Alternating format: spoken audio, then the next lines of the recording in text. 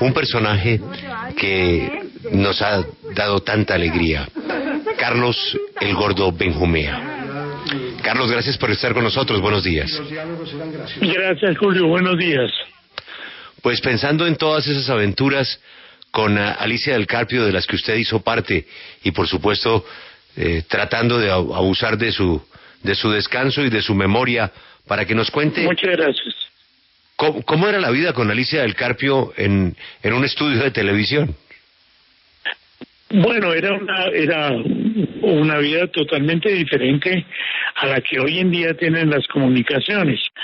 Ella tenía una cosa maravillosa, y era que escribía, eso no lo sabía la gente, escribía directo al stencil, que era muy raro porque uno normalmente sacaba copia y ahí se pasaba al stencil. Ella era directo al stencil y tenía capítulo semanal.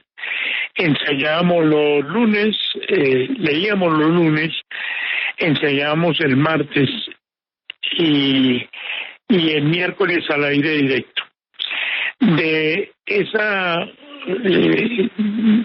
grupo de gentes, obviamente hay anécdotas increíbles. Yo tengo una que ya hoy se puede contar.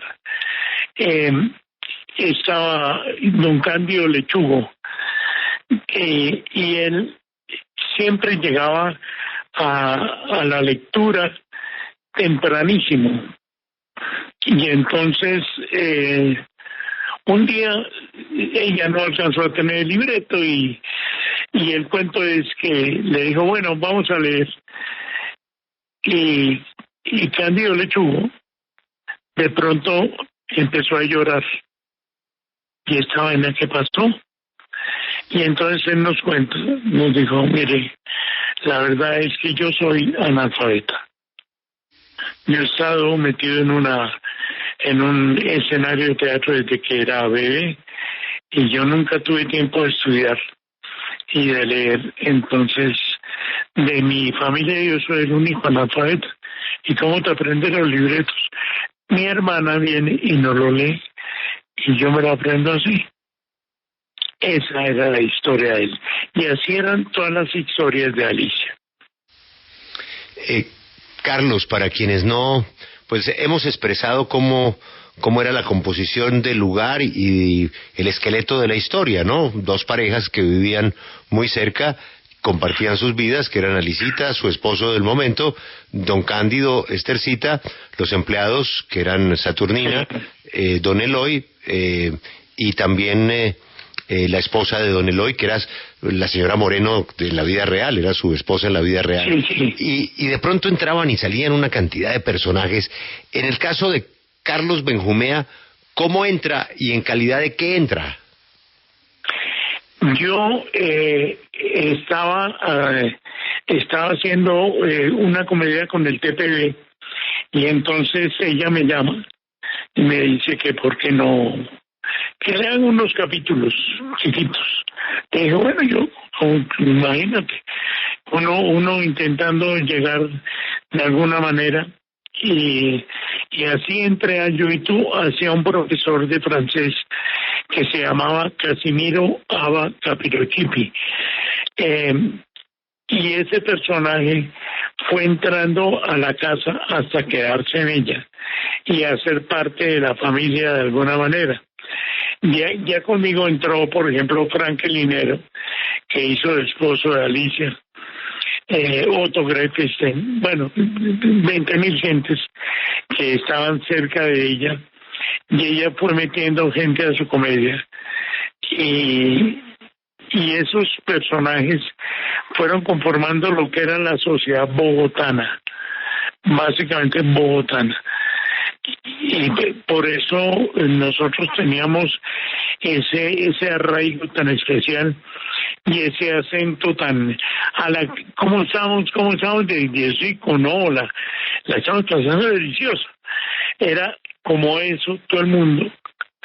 Y después ya fue entrando gente del Valle, gente de Antioquia, etcétera.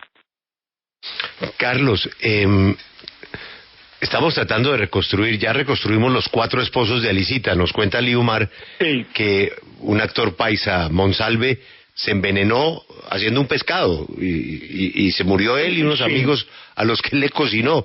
El otro esposo pues era ni más ni menos que ese primer actor colombiano pues que usted conoce mejor que todos nosotros, que era Guillermo Gálvez, que vivía en México. Sí. El otro esposo fue Frankie, el otro esposo fue Otoniel, que fue pues Otto. Exactamente, los 4 esposos. Pero de pronto aparecían unos personajes como un luchador, Kim Brainer, que él solamente decía mayor gusto. Y estaba otro actor que soltaba una carcajada de apellido San Clemente. ¿Usted lo recuerda a él? Sí, claro. Y después él ya tomó como aire y la cosa comenzó a funcionar diferente. Es que pertenecer al elenco de Alicia del Carpio era pertenecer a toda la televisión. Esa era la gran maravilla y la gran ventaja que tenía ese programa. Estar en esa serie era algo que nadie puede calcularlo. Estuvo en el aire esa serie 20 y pico de años, 23 creo. Y Alicia se va a España cuando pierde una licitación, volvió, pero ya no fue igual y ya se volvió para España, nunca más volvió a Colombia. Don Carlos, hace un instante usted nos contaba, por ejemplo, esto que me parece genial, y es que Alicia del Carpio directamente escribía los guiones en el stencil donde luego se iban a copiar para entregárselo a los integrantes del elenco. Pero los ensayos, yo quiero que nos cuente más sobre los ensayos. ¿Los ensayos eran un despelote o al contrario los ensayos eran una cosa absolutamente recta, vertical, en donde Alicia se imponía sobre todos y sobre todo? ¿Cómo era esa creación del programa antes de salir al aire? Y más aún cuando los personajes a veces parecía que se confundían con el mismo actor. ¿Cómo fue eso? ¿Cómo eran esas creaciones previas a lo que veíamos al aire? Alicia tenía una cosa maravillosa de escribirle al actor de acuerdo a las facilidades que éste tenía sobre el personaje. Entonces uno interpretaba un poco el personaje y un poco a uno mismo. Eso era lo que ella sabía hacer maravillosamente bien. Ella durante todo el tiempo en que estuvo manejando el programa era muy disciplinada, exigía que su letra fuera exacta. Los días lunes hacíamos lectura del programa y ahí todo el mundo estudiaron. El martes teníamos marcación, ella marcaba movimientos y uno obedecía las órdenes dictadas por ella como directora y como escritora. Y el miércoles se hacía un ensayo en seco en la mañana, de 9 a 11:30 de la mañana. Y ahí todo el mundo a cambiarse, a arreglarse y todas esas cosas, a mirar qué ropa llevaba para la noche. Por la tarde venía el ensayo, lo que llamábamos ensayo en seco. Y ya por la noche iba al aire directo, de acuerdo a las necesidades que tuviera el programa. Era muy divertido. Ya hoy en día pensándolo, por ejemplo, Estercita y Don Cándido tenían una finca. Esa finca se hacía en el... Carlos. Perdimos la comunicación. Íbamos para lo mejor, ¿no? Pero ya íbamos para la anécdota de Estercita. Ya íbamos a llegar a Laguneta, que era mi pregunta. La finca de Laguneta, y esa es mi pregunta. Laguneta. Pero él está diciendo... Laguneta era en Fusa. Laguneta era, se supone que era tierra caliente, Alberto. Fusa. Y Cándido detestaba a los invitados. Le sacaba la piedra porque Estercita le llenaba la finca de gente. Y de la finca... Recuerdo perfectamente que Pizarro, pues obviamente en el estudio 3 no se podía hacer una piscina, entonces eran unos arbustos ahí todos como tristongos, como quemados, viejos, pero esa era la finca y Gustavo puso la escalera de la piscina, Alberto, entonces era la señal de la piscina, donde obviamente no había piscina, y la piedra de Cándido, de toda la cantidad de gente que montaba Estercita con Alicita para el paseo a Laguneta. Ahora sí está Carlos, que obviamente él sí estuvo en Laguneta. Carlos, la historia de la finca. La finca era una finca supuestamente de recreo del par de viejos, y ellos, de acuerdo a lo que escribía Alicia, iban llevando, a veces llevaba un gentío, la cosa más impresionante, pues para nosotros era un gentío.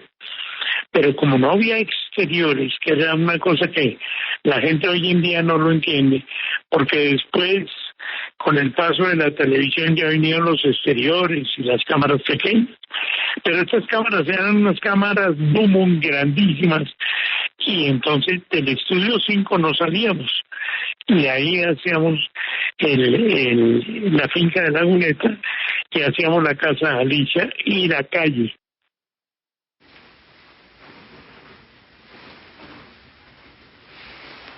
Aló. ¿Carlos? Sí. Carlos, sí. Es un gusto oírlo, porque si hay alguien que brilló en ese oficio, pues es usted. Entonces, pues es delicioso tener esta oportunidad. Todavía estoy llorando por el cuento de Cándido, porque naturalmente esto es una chiva. Nunca habíamos sabido que eso había sido tan dramático. Sí, terrible, sí. Terrible. Pregunta, pues me parece que usted en este diálogo ya la ha respondido. Era que tenía la curiosidad de saber qué pasaba cuando uno de ustedes improvisaba el libreto. ¿Ella lo aguantaba o había que repetir? No, ahí no había repetición porque era al aire directo. Recuerdo que una vez ella me dio un perrito que yo tenía que regalarle a ella, un chihuahua. Y ese perro, cuando fui a entrar al aire, me mordió un dedo. Y eso era, y yo no sabía qué hacer. Como pude, le abrí la boca y le di a Alicia el perro, que era el regalo que yo le traía. Y el perro le mordió un seno. En ninguno de los dos casos, ninguno dijo nada. No puede ser, Carlos. Esas vainas no le pasan sino a usted. No. Y eso debió doler, ¿no, Carlos? Eso dolía, y no sé si el perro se aprovechó. ¡Qué horror! Carlos, no, pues... un compañero suyo de vida también pasó por Yo y Tú, pero yo no recuerdo qué papel hacía. Pacheco, ¿qué pitos tocaba en Yo y Tú? Pacheco es que Fernando tenía una cosa muy rara. Cuando Pacheco entró al Yo y Tú, él era director de la Asociación Nacional de Boxeadores. Imagínate tú. Y él entró un poco así como boxeador, como costeño, como... Y Fernando era muy obediente en la marca, fíjate. Y era muy estudioso y era un tipo Fernando fue un hombre de televisión 100%, ¿no? A propósito de Laguneta, yo tengo una duda, porque me acuerdo de una canción que nació de Laguneta, o no sé si fue adaptada, que era "Usted lo que quiere es que me coma el tigre", que era muy particular y la cantaban y todo eso en la finca. Sí. Pero era un poquito adaptada, ¿no? Quería conocer un poco la historia porque siempre me quedó en la cabeza, "Usted lo que quiere es que me coma el tigre". Sí, claro. Que me coma el tigre, que me coma el tigre. Y nosotros la cantábamos, y esa canción, como le cambiaban la letra, entonces uno la oía por radio y luego la iba a hacer en televisión y era distinta. Carlos, es exagerado decir que de ahí salió el perfil de muchos personajes que luego se hicieron su camino en la televisión.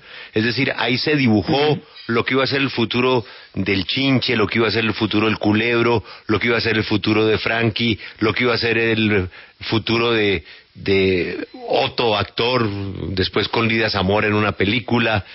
¿Usted mismo ahí comenzó a crear su personaje? Sí, yo pienso que esa era la sapiencia que tenía Alicia del Carpio. Era poder tomar los personajes de la vida real y trasladarlos un poco a la ficción. Y esa combinatoria fue la que fueron dando forma a lo que se quería. Yo particularmente venía de la Escuela Nacional de Teatro, y yo no al comienzo no entendía mucho cómo era la cosa, pero fui agarrándole el tiro hasta que llegamos a donde estamos hoy en día.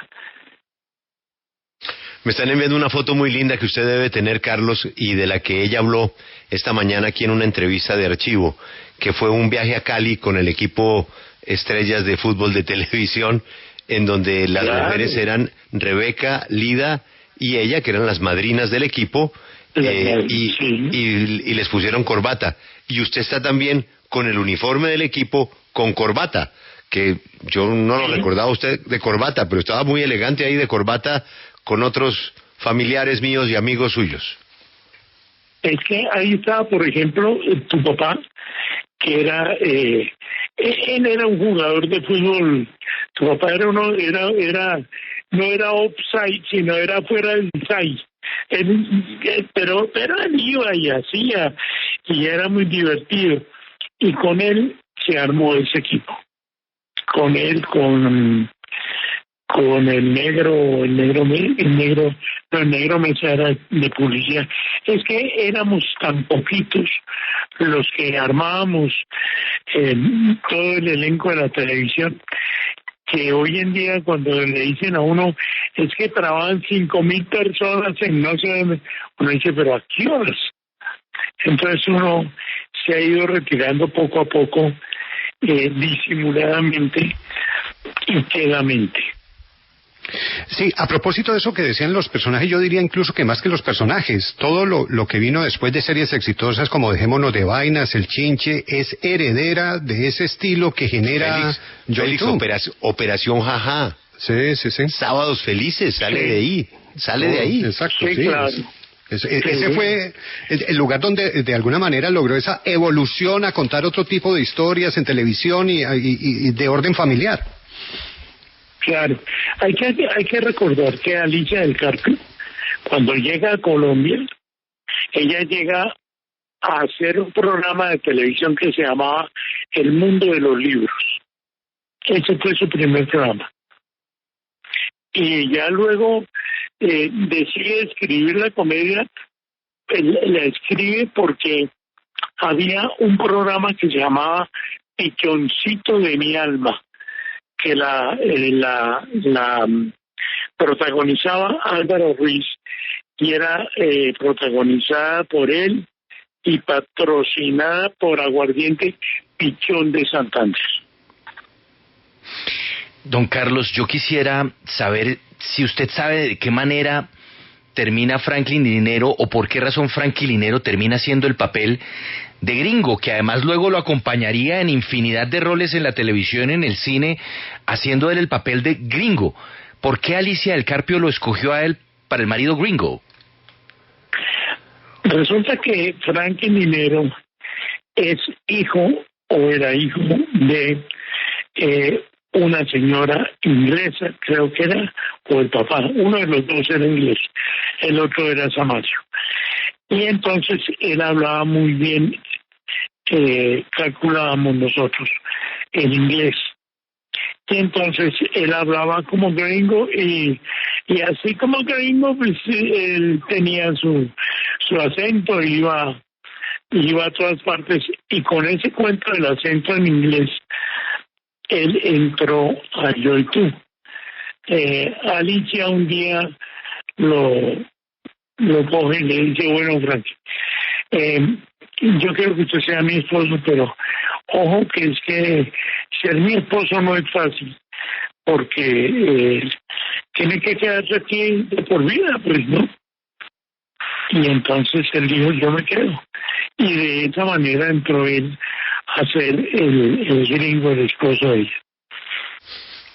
Carlos, está en sintonía Liumar, le manda un gran abrazo y me dice que usted tiene razón, que Alicia se molestó muchísimo porque la descalificaron en una licitación, pero cuenta Ali que el problema fue que ella se equivocó en la propuesta, se equivocó en la fecha de la propuesta, y usted que fue proponente de televisión sabe lo delicado que es ese tema de las propuestas, y se equivocó por un día, y por ese error la sacaron de la televisión, y lo que pasó ahí fue que ese horario se lo quedó Paco, colombiana de televisión, con otra comedia que yo no sé si la hizo Steven, Los Pérez Somos Así.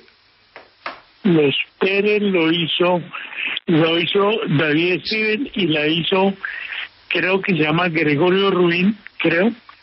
Ellos traen Los Pérez, que extrañamente la gente no lo sabe, pero extrañamente esa es una historia de judíos, Los Pérez.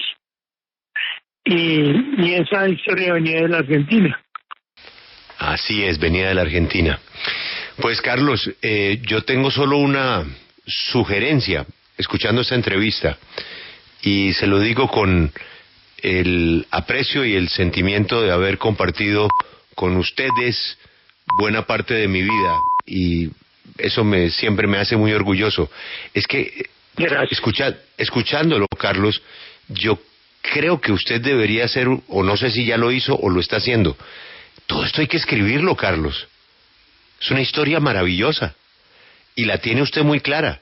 Hay cosas que se quedan por allá escondidas en los rincones de la memoria y uno queda loco, ¿no? A veces de pronto dice, pero Alicia hizo esto, y ella participó en cine, ella hizo solamente de un personaje, pero todos los personajes, todos.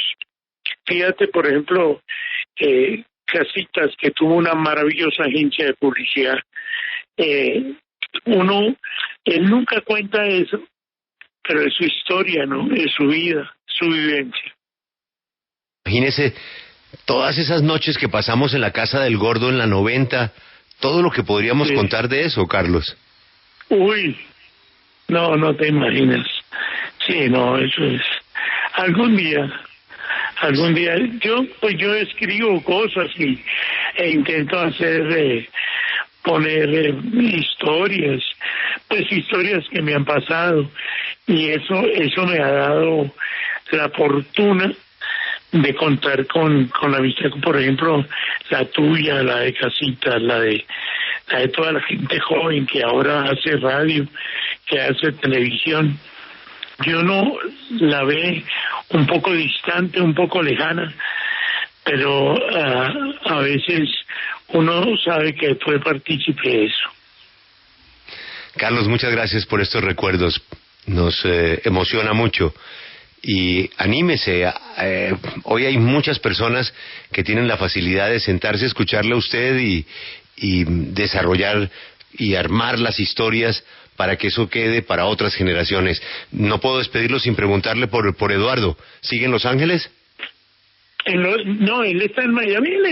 Él es un viejito ya de 80 años que vive allá y vive vida. Carlos. Fue galán de moda en su momento, pero yo me hablo con él todos los días. Sí, yo creo que Carlos, ¿y está bien? Muy bien. Él está muy bien, sí. Un saludo muy especial de nuestra parte. Gracias, Julio. Gracias. Carlos, un abrazo. Muy amable. Un abrazo. Carlos, el Gordo Benjumea. Acompáñenos en el canal de YouTube @Julio Sánchez Cristo Oficial.